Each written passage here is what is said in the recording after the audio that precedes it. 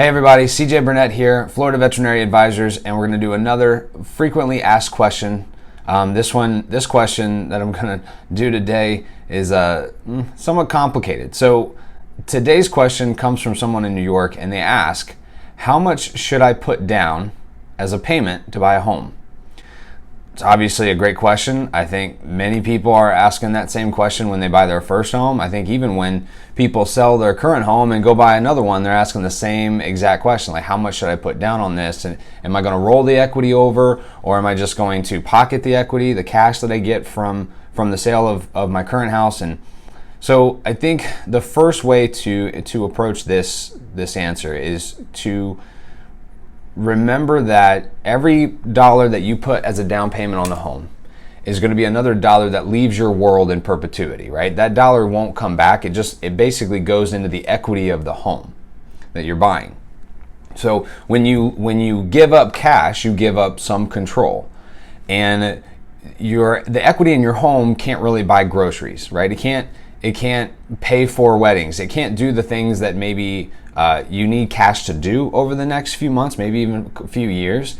So just keep in mind that every dollar you're putting more on that down payment may reduce your mortgage, but you have to ask the question, how much control are you giving up as a trade to having that lower mortgage, that lower monthly payment?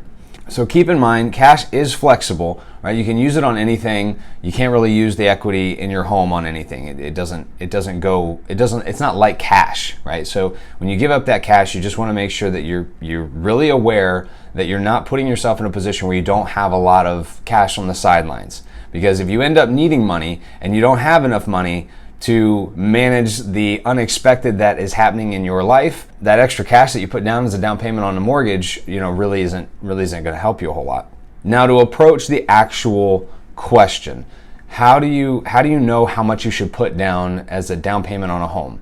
And I think there really should be an analysis that you do here, because this is a question that is customizable based on who you are and what your own personal balance sheet looks like.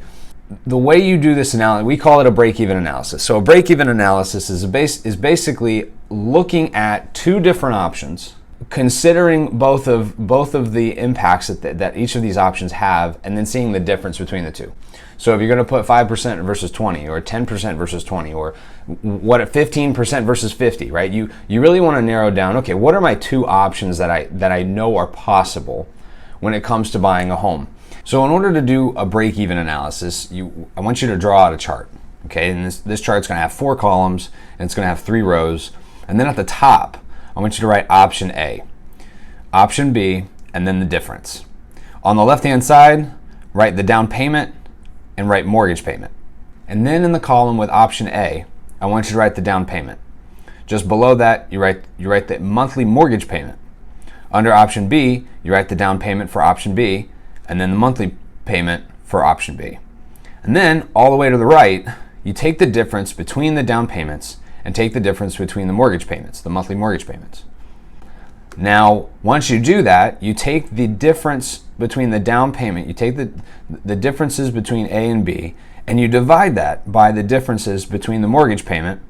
And whenever you do this, you actually get the amount of months before you break even. The break-even analysis here is you're looking for the months that it's going to take for you to save the difference in that mortgage payment between A and B before you get back the all that extra cash that you put down.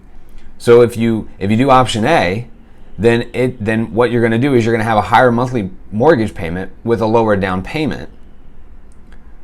If you do option B, you're going to have a lower mortgage payment with a higher down payment, and now you can understand how many months is it going to take for you to save the difference in that monthly payment in order to get back the extra down payment you put.